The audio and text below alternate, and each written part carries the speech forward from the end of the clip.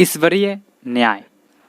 कानपुर जिले में पंडित भेगरूदत्त नामक एक बड़े जमींदार थे। मुंशी सत्यनारायण उनके कारिंदा थे। वो बड़े स्वामी भक्त और सच्चरित्र मनुष्य थे। लाखों रुपयों की तहसील और हजारों मन अनाज का लेन देन उनके हाथों में था, पर कभी उनकी नीयत डावाडोल ना होती। इनके सुप्रबंध से रियासत दिनों दिन उन्नति करती जाती थी। ऐसे कर्तव्यपरायण सेवक का जितना सम्मान होना चाहिए उससे अधिक ही होता था। दुख सुख के प्रत्येक अवसर पर पंडित जी उनके साथ बड़ी उदारता से पेश आते। धीरे धीरे मुंशी जी का विश्वास इतना बढ़ा कि पंडित जी ने हिसाब किताब का समझना भी छोड़ दिया। संभव है उनसे आजीवन इसी तरह निभ जाती, पर भावी प्रबल है। प्रयाग में कुंभ लगा तो पंडित जी भी स्नान करने गए। वहां से लौटकर फिर वे घर न आए। मालूम नहीं किसी गड्ढे में फिसल पड़े या कोई जल जंतु उन्हें खींच ले गया। उनका फिर कुछ पता ही न चला। अब मुंशी सत्यनारायण के अधिकार और भी बढ़े। एक हतभागिनी विधवा और 2 छोटे छोटे बच्चों की सेवा पंडित जी के घर में और कोई न था। अत्युष्ट क्रिया से निवृत्त होकर एक दिन शोकातुर पंडिताइन ने उन्हें बुलाया और रोक कर कहा, लाला, पंडित जी हमें मझदार में छोड़कर सुरपुर को सिधार गए। अब यह नैया तुम ही पार लगाओगे तो लग सकती है। यह सब खेती तुम्हारी लगाई हुई है, इससे तुम्हारे ही ऊपर मैं छोड़ती हूँ। ये तुम्हारे बच्चे हैं, इन्हें अपनाओ। जब तक मालिक जिए तुम्हें अपना भाई समझते रहें। मुझे विश्वास है कि तुम उसी तरह इस भार को संभालते रहोगे। सत्यनारायण ने रोते हुए जवाब दिया, भाभी, भैया क्या उठ गए, मेरे तो भाग ही फूट गए, नहीं तो मुझे आदमी बना देते। मैं उन्हीं का नमक खाकर जिया हूँ और उन्हीं की चाकरी में मरूंगा भी। आप धीरज रखिए, किसी प्रकार की चिंता ना करें। मैं जीते जी आपकी सेवा से मुंह ना मोड़ूंगा। आप केवल इतना कीजिएगा कि मैं जिस किसी की शिकायत करूँ उसे डांट दीजिएगा, नहीं तो ये लोग सिर चढ़ जाएंगे। इस घटना के बाद कई वर्षों तक मुंशी जी ने रियासत को संभाला। वो अपने काम में बड़े कुशल थे। कभी एक कौड़ी का भी बल नहीं पड़ा। सारे जिले में उनका सम्मान होने लगा। लोग पंडित जी को भूल सा गए। दरबारों और कमेटियों में वे सम्मिलित होते। जिले के अधिकारी उन्हीं को जमींदार समझते।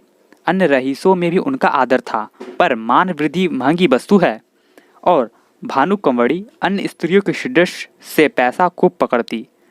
वह मनुष्य की मनोवृत्तियों से प्रचलित न थी। पंडित जी हमेशा लाला जी को इकराम देते रहते थे। वे जानते थे कि ज्ञान के बाद ईमान दूसरा स्तंभ अपनी सुदशा है। इसके सिवा वे खुद भी कभी कागजों की जांच कर लिया करते थे। नाम मात्र ही को ही सही, पर इस निगरानी का डर जरूर बना रहता था, क्योंकि ईमान का सबसे बड़ा शत्रु अवसर है। भानु कुंबड़ी इन बातों को जानती ना थी। अतएव अवसर तथा धनाभाव जैसे प्रबल शत्रुओं के पंजों में पड़कर मुंशी जी का ईमान कैसे बेदाग बसता। कानपुर शहर में मिला हुआ ठीक गंगा के किनारे एक बहुत आबाद और उपजाऊ गांव था। पंडित जी इस गांव को लेकर नदी किनारे पक्का घाट, मंदिर, बाग, मकान आदि बनवाना चाहते थे, पर उनकी यह कामना सफल न हो सकी। संयोग से अब यह गांव बिकने लगा। उसके जमींदार एक ठाकुर साहब थे। किसी फौजदारी के मामले में फंसे हुए थे। मुकदमा का लड़ने के लिए रुपये की चाह थी। मुंशी जी ने कचहरी में यह समाचार सुना। चटपट मोल तोल हुआ। दोनों तरफ गरिज थी। सौदा पटने में देर न लगी। बैनामा लिख गया, रजिस्ट्री हुई। रुपये मौजूद ना थे, पर शहर में साख थी। एक महाजन के यहाँ से 30,000 रुपये मंगवाए गए और ठाकुर साहब को नज़र किए गए। हाँ, कामकाज की आसानी के ख्याल से यह सभी लिखा पढ़ी मुंशी जी ने अपने नाम ही की, क्योंकि मालिक के लड़के अभी नाबालिग थे। उनके नाम से लेने में बहुत झंझट होती और विलम्ब होने से शिकार हाथ से निकल जाता। मुंशी जी बेनामा लिए असीम आनंद में मगन भानु कुंवड़ी के पास आए। पर्दा कराया और यह शुभ समाचार सुनाया। भानु कुंवड़ी ने सजल नेत्रों से उनको धन्यवाद दिया। पंडित जी के नाम पर मंदिर और घाट बनवाने का इरादा पक्का हो गया। मुंशी जी दूसरे ही दिन उस गांव में आए। असामी नजरानी लेकर नए स्वामी के स्वागत को हाजिर हुए। शहर के रईस की दावत हुई। लोगों ने नाव पर बैठाकर गंगा की खूब सैर की। मंदिर आदि बनवाने के लिए आबादी से हटकर रमणीक स्थान चुना गया। यद्यपि इस गांव को अपने नाम लेते समय मुंशी जी के मन में कपट का भाव ना था, तथापि 2-4 दिन में ही उसका अंकुर जम गया और धीरे धीरे बढ़ने लगा। मुंशी जी इस गांव के आय व्यय का हिसाब अलग रखते और अपनी स्वामिनी को उसका ब्यौरा समझाने की जरूरत ना समझते। भानु कुमड़ी इन बातों में दखल देना उचित ना समझती थी, पर दूसरे कारिंदों से बात सुनकर उसे शंका होती थी कि कहीं मुंशी जी दगा तो नहीं देंगे। अपने मन का भाव मुंशी जी से छिपाती थी, इस ख्याल से कि कहीं कारिंदों ने उन्हें हानि पहुंचाने के लिए यह षड्यंत्र ना रचा हो। इस तरह कई साल गुजर गए। अब उस कपट के अंकुर ने वृक्ष का रूप धारण किया। भानु कुमड़ी को मुंशी जी के उस मार्ग के लक्षण दिखाई देने लगे। उधर मुंशी जी के मन ने कानून से नीति पर विजय पाई। उन्होंने अपने मन में फैसला किया कि गांव मेरा है। हाँ, मैं भानु कुमड़ी को 30,000 का श्रेणी अवश्य हूँ। वह बहुत करेगी तो अपने रुपये ले लेगी, और क्या कर सकती है। मगर दोनों तरफ यह आग अंदर ही अंदर सुगलती रही। मुंशी जी अस्त्र सज्जित होकर आक्रमण के इंतजार में थे और भानु कुमड़ी इसके लिए अवसर ढूंढ रही थी। एक दिन उसने साहस करके मुंशी जी को अंदर बुलाया और कहा, लाला जी, बरगदा के मंदिर का काम कब से लगाइएगा? उसे लिए 8 साल हो गए हैं। अब काम लग जाए तो अच्छा हो। जिंदगी का कौन ठिकाना, जो काम करना है उसे कर ही डालना चाहिए। इस ढंग से इस विषय को उठाकर भानु कुमड़ी ने अपनी चतुराई का अच्छा परिचय दिया। मुंशी जी भी दिल में इसके कायल हो गए। जरा सोच कर बोले, इरादा तो मेरा कई बार हुआ, पर मौका की जमीन नहीं मिली। गंगा तट की जमीन असामियों के जोत में है और वे किसी तरह छोड़ने के लिए राजी नहीं। भानु कुमड़ी, यह बात तो आज मुझे मालूम हुई। 8 साल हुए इस गांव के विषय में अपने कभी भूल कर भी तो चर्चा नहीं की। मालूम नहीं कितनी तहसील है, क्या मुनाफा है, कैसा गांव है, कुछ सीर होती है या नहीं। जो कुछ करते हैं आप ही करते हैं और करेंगे, पर मुझे भी तो मालूम होना चाहिए। मुंशी जी संभल उठे। उन्हें मालूम हो गया कि इस चतुर स्त्री से बाजी ले जाना मुश्किल है। गांव लेना ही है तो अब क्या डर। खुलकर बोले, आपको इससे कोई सरोकार ना था, इसलिए मैंने व्यर्थ कष्ट देना मुनासिब ना समझा। भानु कुमड़ी के हृदय में कुठार सा लगा। पर्दे से निकल आई और मुंशी जी की तरफ तेज आंखों से देखकर बोली, आप क्या कहते हैं? आपने गांव मेरे लिए लिया है या अपने लिए? रुपया मैंने दिया है या आपने? उस पर जो खर्च पड़ा वो मेरा था या आपका? मेरी समझ में नहीं आता कि आप कैसी बात करते हैं। मुंशी जी ने सावधानी से जवाब दिया, ये तो आप जानती है कि गांव हमारे नाम से व्यय हुआ है। रुपया जरूर आपका लगा, पर मैं उसका देनादार हूँ। रहा तहसील वसूल का खर्च, यह सब मैंने अपने पास से दिया है। उसका हिसाब किताब आय व्यय सब रखता हूँ। भानु कुमड़ी ने क्रोध से कांपते हुए कहा, इस कपट का फल आपको अवश्य मिलेगा। आप इस निर्दयता से मेरे बच्चों का गला नहीं काट सकते। मुझे नहीं मालूम था कि आपने हृदय में छुरी छुपा रखी है, नहीं तो यह नौबत ही क्यों आती। खैर, अब से मेरी रोकड़ और वही खाता आप कुछ ना छुए। मेरा जो कुछ होगा वो मैं ले लूँगी। जाइए, एकांत में बैठकर सोचिए। पाप से किसी का भला नहीं होता। तुम समझते होगे कि बालक अनाथ है और इनकी संपत्ति हजम कर लूँगा। इस भूल में न रहना, मैं तुम्हारे घर की ईंट तक बिकवा लूँगी। यह कहकर भानु कुमड़ी फिर पर्दे की आड़ में आ बैठी और रोने लगी। स्त्रियां क्रोध के बहाने किसी न किसी बहाने रोया करती है। लाला साहब को कोई जवाब न सूझा। यहाँ से उठ आए और दफ्तर में जाकर कागज उलट पलट करने लगे, पर भानु कुमड़ी भी उनके पीछे पीछे दफ्तर पहुंची और डांट कर बोली, मेरा कोई कागज मत छूना, नहीं तो बुरा होगा। तुम विषैले सांप हो। मैं तुम्हारा मुंह नहीं देखना चाहती। मुंशी जी कागजों में कुछ काट छाट करना चाहते थे पर विवश हो गए। खजाने की कुंजी निकल कर फेंक दी, बही खाता पटक दिए, किवाड़ धड़ाके से बंद किए और हवा की तरह सन्न से निकल गए। कपट में हाथ तो डाला पर कपट मंत्र ना जाना। दूसरे करिंदों ने यह कैफियत सुनी तो फूले न समाये। मुंशी जी के सामने उनकी दाल न गलने पाती थी। भानुकुँवरी के पास आकर वे आग पर तेल छिड़कने लगे। सब लोग इस विषय में सहमत थे कि मुंशी सत्यनारायण ने विश्वासघात किया है। मालिक का नाम उनकी हड्डियों से फूट फूट कर निकलेगा। दोनों ओर से मुकदमेबाजी की तैयारी होने लगी। एक तरफ न्याय का शरीर था, दूसरी तरफ अन्याय का आत्मा। प्रकृति का पुरुष से लड़ने का साहस हुआ। भानुकुँवरी ने लाला छनकलाल से पूछा, हमारा वकील कौन है? छनकलाल ने इधर उधर झांक कर कहा, वकील तो सेठ जी हैं, पर सत्यनारायण ने उन्हें पहले गांठ रखा होगा। इस मुकदमे के लिए बड़े होशियार वकील की ज़रूरत है। मेहरा बाबू की आजकल खूब चल रही है।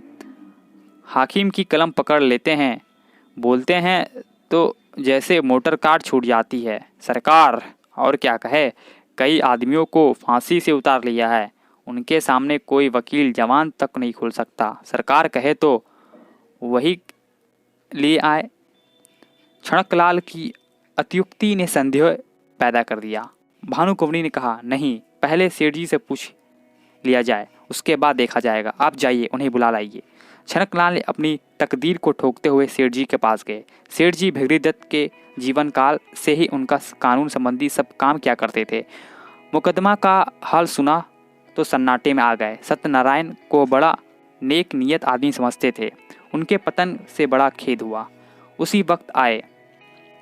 भानुकुँवरी ने रो रो कर उनसे अपनी विपत्ति की कथा कही और अपने दोनों लड़कों को उनके सामने खड़ा कर बोली, आप इन अनाथों की रक्षा कीजिए, इन्हें मैं आपको सौंपती हूँ। सेठ जी ने समझौते की बात छेड़ी। बोले, आपस की लड़ाई अच्छा नहीं है भानुकुँवरी, अन्यायी के साथ लड़ना ही अच्छा है सेठ जी, पर हमारा पक्ष निर्बल है। भानुकुँवरी फिर पर्दे से निकल आई और विस्मिता होकर बोली, क्या हमारा पक्ष निर्बल है? दुनिया जानती है कि हमारा गांव है, उसे हमसे कौन ले सकता है? नहीं, मैं सुलह कभी ना करूंगी। आप कागजों को देखें, मेरे बच्चों की खातिर ये कष्ट उठाइए, आपका परिश्रम निष्फल ना जाएगा। सत्यनारायण की नियत पहले खराब ना थी। देखिए, जिस मिति में गांव लिया गया है, उस मिति में 30,000 का क्या खर्च दिखाया गया है। अगर उसने अपने नाम से उधार लिया है तो देखिए वार्षिक सूद चुकाया होगा या नहीं। ऐसे नरपिशाच से मैं कभी सुलह ना करूंगी। सेठ जी ने समझ लिया कि इस समय समझाने बुझाने से कुछ काम ना चलेगी। कागजात देखे, अभियोग चलाने की तैयारी होने लगी। मुंशी सत्यनारायण खिसियाए हुए मकान पर पहुंचे। लड़के ने मिठाई मांगी, उसे पीटा। स्त्री पर इसलिए बरस पड़े कि उसने क्यों लड़के को उनके पास जाने दिया। अपनी वृद्ध माता को डांटकर कहा, तुमसे इतना भी नहीं हो सका कि जरा लड़के को बहलाओ। एक तो मैं दिन भर थका मंदा घर आऊँ और फिर लड़के को खिलाऊं। मुझे दुनिया में और कोई काम है ना धंधा, और इस तरह घर में बवाल मचाकर बाहर आया। सोचने लगा, मुझसे बड़ी भूल हुई। मैं कैसा मूर्ख हूँ, और इतने दिनों तक सारे कागज पत्र अपने हाथ में था। जो चाहता कर सकता था, पर हाथ बैठा रहा। आज सिर पर आ पड़ी तो सूझी। मैं चाहता तो बही खाते सब नहीं बना सकता था, जिसमें इस गांव का और रुपया का जिक्र ही ना होता। पर मेरी मुखरता के कारण घर में आई हुई लक्ष्मी रूठ ही जाती है। मुझे क्या मालूम था कि वह चुड़ैल मुझसे इस तरह पेश आएगी, कागजों में हाथ तक ना लगाने देगी। इसी उधेड़बन में मुंशी जी एकाएक उछल पड़े। एक उपाय सूझ गया, क्यों ना कार्यकर्ताओं को मिला लूँ। यद्यपि मेरी शक्ति के कारण वे सब मुझसे नाराज थे और इस समय सीधे बात भी ना करेंगे, तथापि उनमें ऐसा कोई भी नहीं है जो प्रलोभन से मुट्ठी में ना आ जाए। हाँ, इसमें रुपया पानी की तरह बहाना पड़ेगा, पर इतना रुपया आएगा कहाँ से? हाय दुर्भाग्य! 2-4 दिन पहले चित गया होता तो कोई कठिनाई न पड़ती। क्या जानता था कि वो डायन इस तरह वर्ज पहाड़ करेगी। बस अब एक ही उपाय है, किसी तरह कागजात गुम कर दूं। बड़ी जोखिम का काम है, पर करना ही पड़ेगा। दुष्कामनाओं के सामने एक बार सिर झुकाने पर फिर संभलना कठिन हो जाता है। पाप के अथाह दलदल में जहाँ एक बार पड़े कि फिर प्रतिक्षण नीचे ही चले जाते हैं। मुंशी सत्यनारायण सा विचारशील मनुष्य इस समय इस फिक्र में था कि कैसे सेंध लगा पाऊँ। मुंशी जी ने सोचा, क्या सेंध लगाना आसान है? इसके वास्ते कितनी चतुरता, कितना साहस, कितनी बुद्धि, कितनी वीरता चाहिए। कौन कहता है कि चोरी करना आसान काम है? मैं जो कहीं पकड़ा गया तो मरने के सिवा और कुछ ना मार्ग रहेगा। बहुत सोचने विचारने पर मुंशी जी को अपने ऊपर ऐसा दुस्साहस कर सकने का विश्वास न हो सका। हाँ, इससे सुगम एक दूसरी तदबीर नजर आई। क्यों न दफ्तर में आग लगा दूं? एक बोतल मिट्टी का तेल और दिया सिलाए की जरूरत है। किसी बदमाश को मिला लूँगा, मगर यह क्या मालूम है कि बही उसी कमरे में रखी है या नहीं। चुड़ैल ने उसे जरूर अपने पास रख लिया होगा। नहीं, आग लगाना गुनाह बेइज्जत होगा। बहुत देर मुंशी जी करवटें बदलते रहे, नए नए मंसूबे सोचते, पर फिर अपने ही तर्कों से काट देते। वर्षा काल में बादलों की नई नई सूरत बनती और फिर हवा के वेग से बिगड़ जाती। वही दशा इस समय उनके मंसूबों की हो रही थी। पर इस मानसिक अशांति में भी एक विचार पूर्ण रूप से स्थिर था। किसी तरह इस कागजात को अपने हाथ में ले लेना चाहिए। काम कठिन है माना, पर हिम्मत न थी तो रार क्या मोल ली। क्या 30,000 की जायदाद दाल भात का कौड़ है? चाहे जिस तरह हो, चोर बने बिना काम नहीं चल सकता। आखिर जो लोग चोरियां करते हैं वे भी तो मनुष्य ही होते हैं। बस एक छलांग का काम है। अगर पार हो गया तो राज करेंगे, गिर पड़े तो जान से हाथ धोएंगे। रात के 10 बज गए। मुंशी सत्यनारायण कुंजियों का एक गुच्छा कमर में दबाए घर से बाहर निकले। द्वार पर थोड़ा सा पुआल रखा हुआ था। उसे देखते ही वो चौंक पड़े। मारे डर के छाती धड़कने लगी। जान पड़ा कि कोई छिपा बैठा है। कदम रुक गया। पुआल की तरफ ध्यान से देखा तो उसमें बिल्कुल हरकत ना हुई। तब हिम्मत बांधी आगे बढ़े और मन को समझाने लगे, मैं कैसा बौखल हूँ। अपने द्वार पर किसका डर और सड़क पर भी मुझे किसका डर है। मैं अपनी राह जाता हूँ, कोई मेरी तरफ तिरछी आँख से भी नहीं देख सकता। हाँ, जब मुझे सेंध लगाते देख ले, नहीं पकड़ ले, तब अलबत्ते डरने की बात है। तिस पर भी बचाव की युक्ति निकल सकती है। अकस्मात उन्होंने भानुकुमड़ी के एक चपरासी को आते देखा। कलेजा धड़क उठा। लपककर एक अंधेरी गली में घुस गए। बड़ी देर तक वहां खड़े रहे। जब वह चपरासी आंखों से ओझल हो गया तब फिर सड़क पर आए। वह चपरासी आज सुबह तक इनका गुलाम था। उसे उन्होंने कितनी ही बार गालियां दी थी, लातें मारी थी, पर आज उसे देखकर उनके प्राण सूख गए। उन्होंने फिर तर्क की शरण ली। मैं मानो भांग खाकर आया हूँ। इस चपरासी से इतना डरा मानो कि वो मुझे देख लेता, पर मेरा कर क्या सकता था। हजारों आदमी का रास्ता चल रहे हैं, उन्हीं में से मैं एक हूँ। क्या वो अंतर्यामी है? सबके हृदय का हाल जानता है। मुझे देखकर वह अदब से सलाम करता और वहाँ कुछ हाल भी कहता, पर मैं उससे ऐसा डरा कि सूरत तक ना दिखाई। इस तरह मन को समझाकर वो आगे बढ़े। सच है, पाप के पंजों में फंसा हुआ मन पतझड़ का पत्ता है जो हवा के जड़ा से झोंके से गिर पड़ता है। मुंशी जी बाजार पहुंचे। अधिकतर दुकान बंद हो चुकी थी। उनमें सांड और गाय बैठी हुई जांगली कर रही थी। केवल हलवैये की दुकान खुली हुई थी और कहीं कहीं गजड़े वाले हाड़ की हाँक लगाते फिरते। सब हलवाई मुंशी जी को पहचानते थे। अतः मुंशी जी ने सिर झुका लिया, कुछ चाल बदली और लपकते हुए चले। एकाएक उन्हें एक बग्घी आती दिखाई दी। यह सेठ बल्लभ दास वकील की बग्घी थी। इसमें बैठकर हजारों बार सेठ जी के साथ कचहरी गए थे, पर आज वह बग्घी कालदेव के समान भयंकर मालूम हुई। फौरन एक खाली दुकान पर चढ़ गए। वहां विश्राम करने वाले सांड ने समझा वह मुझे पदच्युत करने आया है। माथा झुकाया, पुकारता हुआ उठा बैठा, पर इसी बीच में बग्घी निकल गई और मुंशी जी की जान में जान आए। अब कि उन्होंने तर्क का आश्रय न लिया। समझ गए कि इस समय इससे कोई लाभ नहीं। खैरियत यही है कि वकील ने देखा नहीं, यह एक घाघ है, मेरे चेहरे से तार जाता है।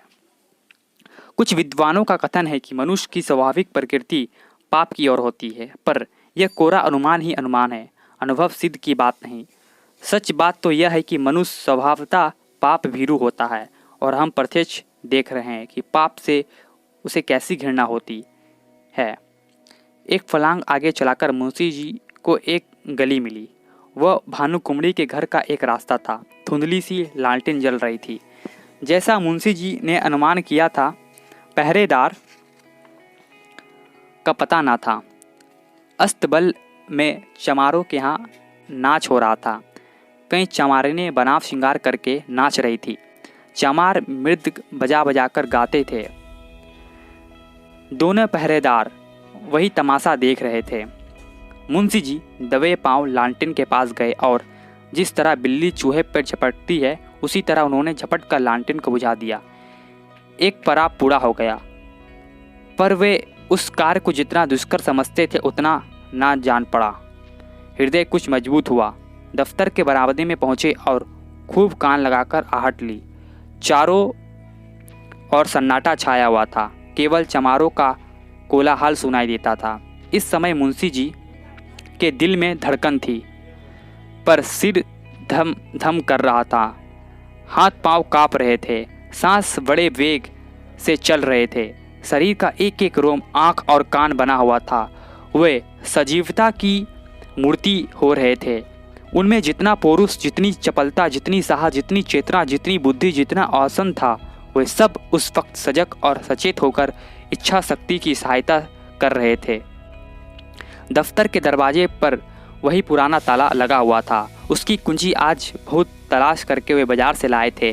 ताला खुल गया। किवाड़ों ने बहुत दबी जबान से प्रतिरोध किया। इसी पर किसी ने ध्यान ना दिया। मुंशी जी दफ्तर में दाखिल हुए। भीतर चिराग जल रहा था। मुंशी जी को देखकर उसने एक दफे सिर हिलाया, मानो उन्हें भीतर आने से रोका। मुंशी जी के पैर थरथर काँप रहे थे। एड़ियाँ जमीन से उछल पड़ती थी। पाप का बोझ उन्हें असहाय था। पल भर में मुंशी जी ने भाइयों को उल्टा पलटा। लिखावट उनकी आंखों में तैर रही थी। इतना अवकाश कहाँ था कि जरूरी कागज छाट लेते। उन्होंने सारी भैयों को समेटकर एक गट्ठर बनाया और सिर पर रखकर तीर के समान कमरे से बाहर निकल आए। उस पाप की गठरी को लाते हुए वे अंधेरी गली से गायब हो गए। तंग अंधेरी दुर्गंधपूर्ण कीचड़ से भरी हुई गलियों में वे नंगे पांव स्वार्थ, लोभ और कपट का बोझ लिए चले जाते थे, मानो पापमय आत्मा नरक की नालियों में बही चली जाती है। बहुत दूर तक भटकने के बाद वे गंगा के किनारे पहुंचे। जिस तरह कुलुषित हृदयों में कहीं कहीं धर्म का धुंधला प्रकाश रहता है, उसी तरह नदी की काली सतह पर तारे झिलमिला रहे थे। तट पर कोई साधु धुनी जमाए पड़े थे। ज्ञान की ज्वाला मन की जगह बाहर दहक रही थी। मुंशी जी ने अपना गट्ठर उतारा और चादर से खूब मजबूत बांधकर बलपूर्वक नदी में फेंक दिया। सोती हुई लहरों में कुछ हलचल हुई और फिर सन्नाटा हो गया। मुंशी सत्यनारायण के घर में दो स्त्रियां थीं, माता और पत्नी। वे दोनों अशिक्षित थी। इस पर भी मुंशी जी को गंगा में डूब मरने या कहीं भाग जाने की जरूरत न होती थी। ना वे बॉडी पहनती, ना मोजे जोते, ना हारमोनियम पर गा सकती थी। यहाँ तक कि उन्हें साबुन लगाना भी नहीं आता था। हेयर पिन, जैकेट आदि पर आवश्यक चीज़ों का तो नाम ही नहीं सुना था। बहू में आत्मसम्मान जरा भी नहीं था, ना सास में आत्मगौरव का जोश। बहू अब तक सास की खुड़कियाँ भींगी बिल्ली की तरह सह लेती। हाँ मूर्खे, सास को बच्चे के नहलाने धुलाने, यहाँ तक कि घर में झाड़ू देने से भी घृणा ना थी। हाँ ज्ञानाधे, बहू स्त्री क्या थी, मिट्टी का लौदा थी। एक पैसे की जरूरत होती तो सास से मांगती। सारांश यह है कि दोनों स्त्री अपने अधिकारों से बेखबर अंधकार में पड़ी हुई पशुवत जीवन व्यतीत करती थी। ऐसी फुरहर थी कि रोटियां भी अपने हाथों से बना लेती थी। कंजूसी के मारे दालमोट समोसे कभी बाजार से ना मंगवाती। आगरे वालों की दुकान की चीज खाई होती तो उनका मजा जानती। बुढ़िया खुसट दवा दड़पन भी जानती थी। बैठी बैठी घास पात कूटा करती। मुंशी जी ने माँ के पास जाकर कहा, अम्मा अब क्या होगा। भानुकुमरी ने मुझे जवाब दे दिया, माता ने घबरा कर पूछ लिया। जवाब दे दिया? मुंशी, हाँ बिल्कुल बेकसूर। माता, क्या बात हुई? भानुकुँवरी का मिजाज तो ऐसा ना था। मुंशी, बात कुछ ना थी।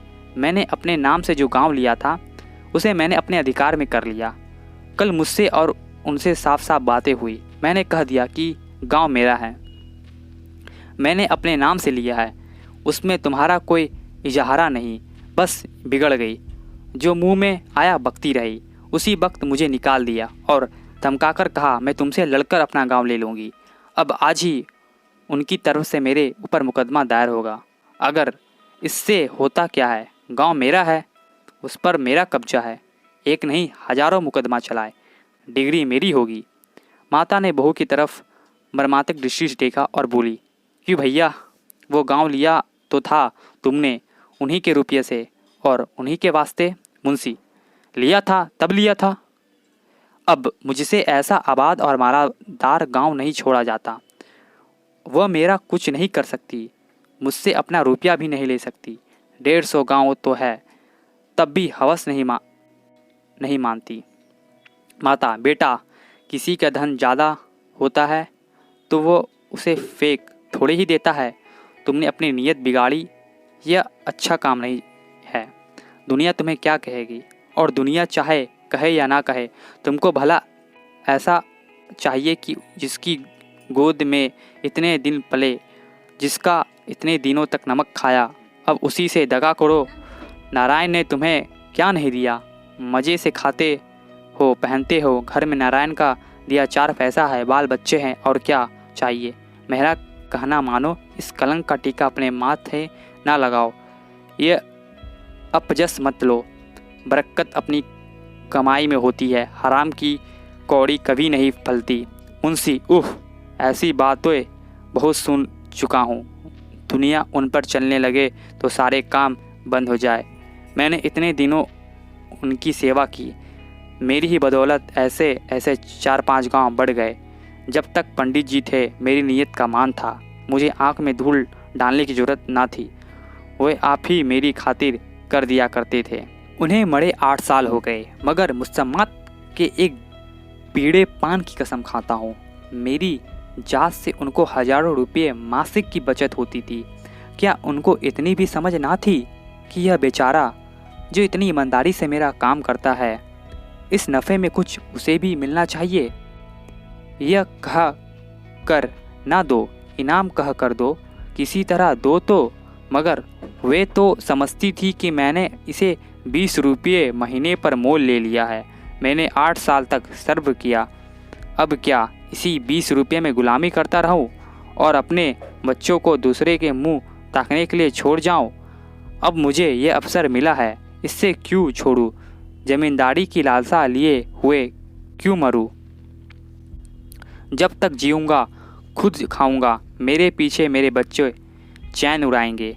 माता की आंखों में आंसू भर आए, बोली, बेटा, मैंने तुम्हारे मुंह से ऐसी बातें कभी नहीं सुनी थी। तुम्हें क्या हो गया है? तुम्हारे आगे बाल बच्चे हैं, आग में हाथ ना डालो।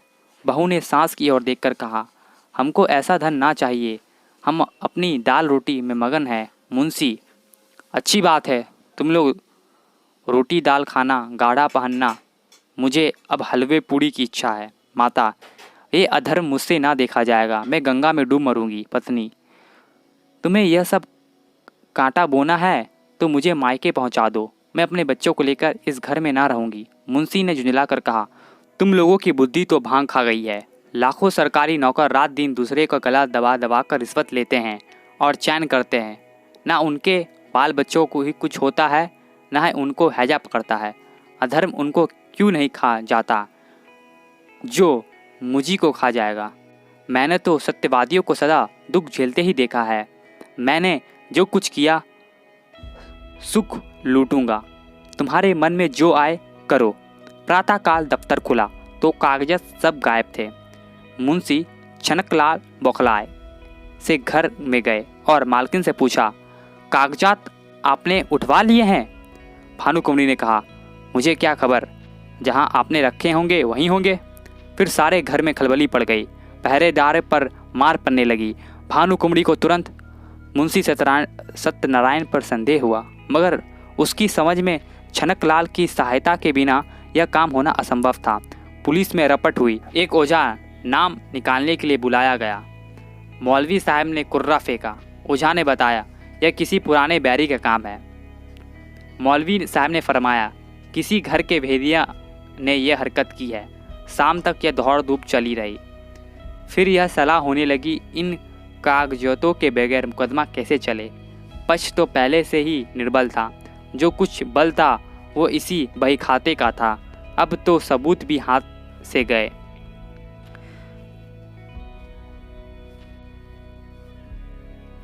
दावे में कुछ जान ही न रही। मगर भानु कुमरी ने कहा, बला से हार जाएंगे। हमारी चीज कोई छीन ले तो हमारा धर्म है कि उससे यथाशक्ति लड़े। हार कर बैठना कायरों का काम है।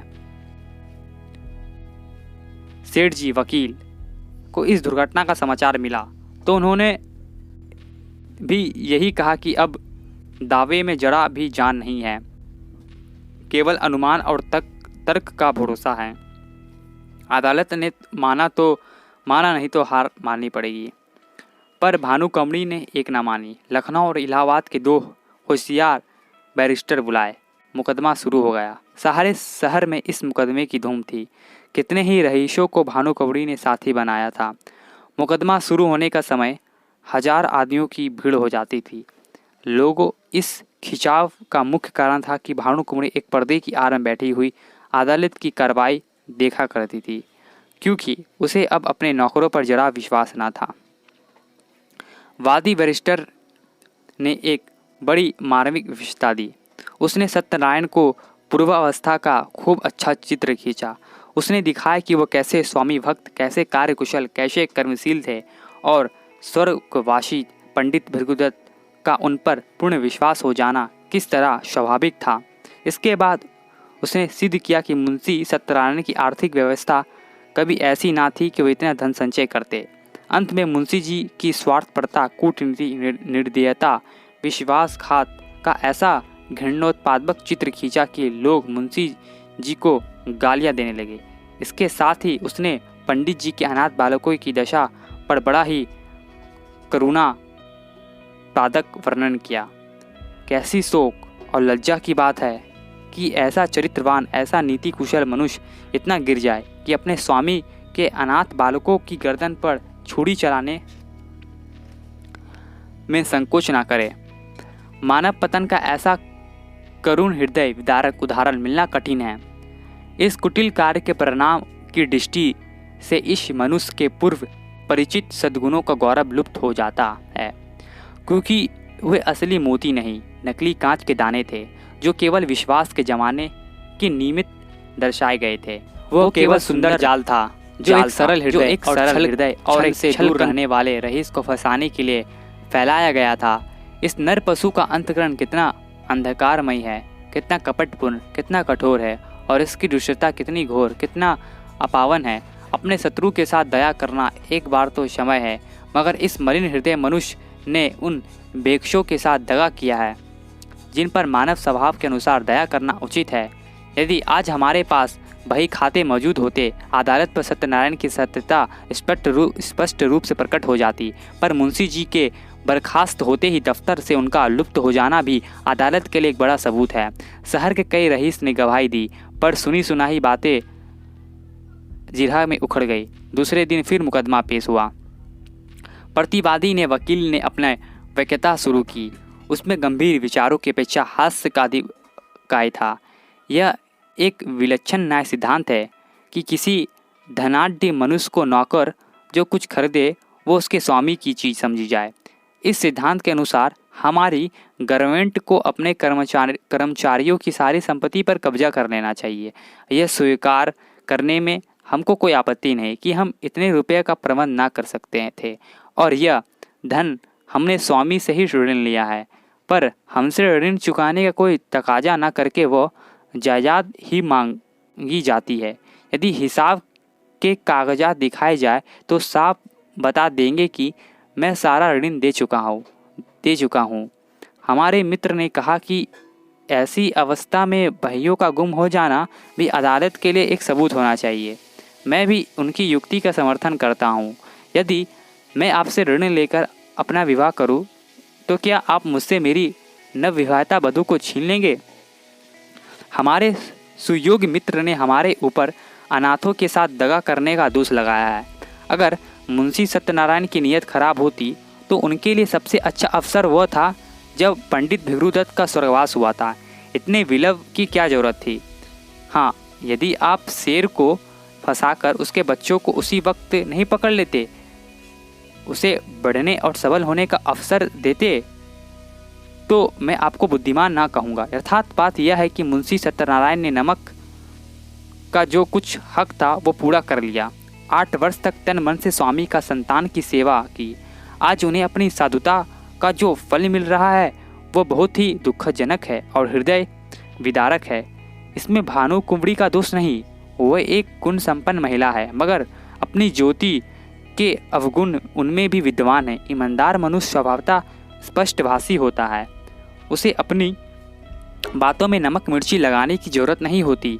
यही कारण है कि मुंशी जी के मृदुभाषा मत हतो उन पर आपेच करने का मौका मिल गया। इस दावे की जड़ में केवल इतना ही है और कुछ नहीं। भानु कुंवरी यहाँ उपस्थित है। क्या वह कह सकती है कि इस 8 वर्ष की मुद्दत में कभी इस गांव में जिक्र उनके सामने आया? कभी उनके हानि लाभ आय की मुद्दत में कभी इस गांव का जिक्र उनके सामने आया?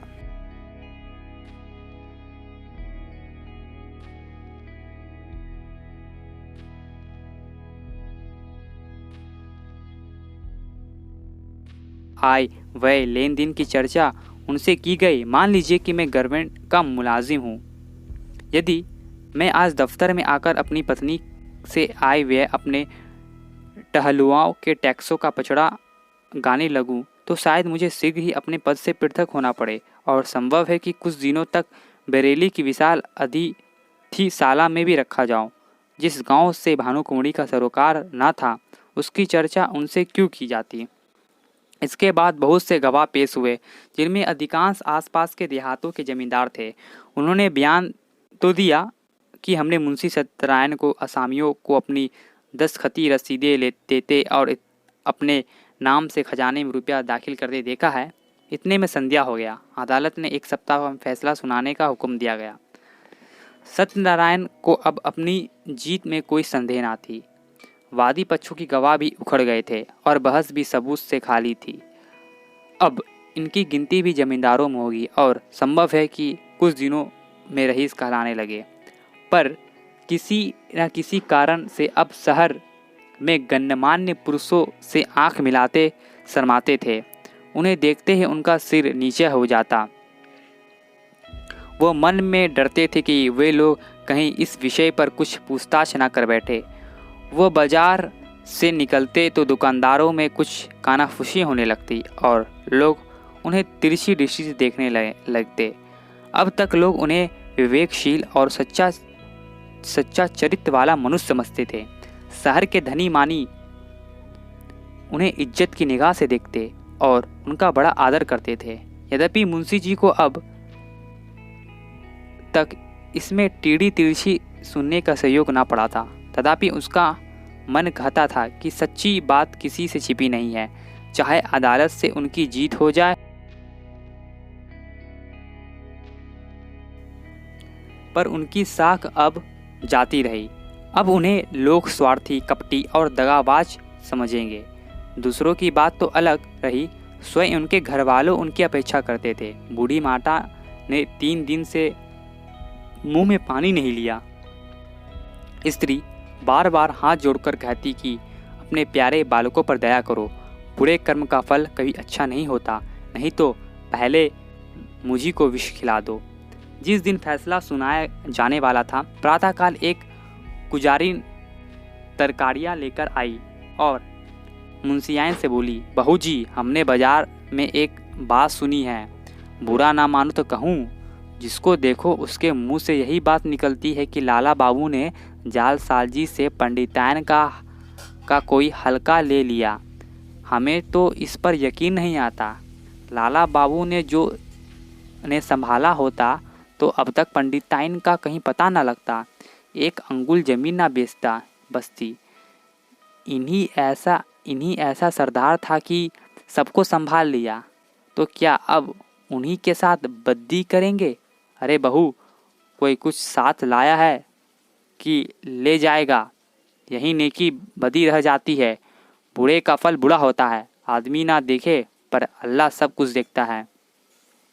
बहू जी, पर घड़ों का पानी पड़ गया है, जी चाहता है कि धरती फट जाती है तो उसमें समा जाती। स्त्रियां स्वतः लज्जावती होती है, उनमें आत्माभिमान की मात्रा बहुत अधिक होती है। निंदा अपमान उनसे सहन नहीं हो सकता। सिर झुकाए हुए बोली, बुआ मैं इन बातों को क्या जानूं, मैंने तो आज ही तुम्हारे मुंह से यह सुनी है। कौन सी तरकारियाँ? मुंशी सत्यनारायण अपने कमरे में लेटे हुए कुंजाइन की बातें सुन रहे थे। उसके चले जाने के बाद आकर स्त्री से पूछने लगे, यह शैतान की खाला क्या कर रही थी? स्त्री ने पति की ओर मुंह फेर लिया और जमीन की ओर ताकते हुए बोली, क्या तुमने नहीं सुना? तुम्हारा गुणगान कर रही थी। तुम्हारे पीछे देखा किसके किसके मुंह से क्या क्या बात सुनने पड़ती। मुंशी जी अपने कमरे में लौट गए। स्त्री को कुछ उत्तर नहीं दिया। उनकी आत्मा लज्जा से परास्त हो गई। जो मनुष्य सदैव सर्वसम्मति रहा हो, जो सदा आत्म सम्मान से सर उठाकर चलता रहे, जिसकी स्वीकृति की सारे शहर में चर्चा होती रही, वो कभी सर्वथा लज्जा शून्य नहीं हो सकता। लज्जा कुपथ की सबसे बड़ा शत्रु है। कुवासनाओं के भर में पड़कर मुंशी जी ने समझा था, मैं इस काम को ऐसी गुप्त रीति से पूरा कर ले जाऊंगा कि किसी को कानों कान खबर ना होगी। पर उनका यह मनोरथ सिद्ध ना हुआ। बाधाएं आ खड़ी हुई। यह मनोरथ सिद्ध ना हुआ। बाधाएं आ खड़ी हुई।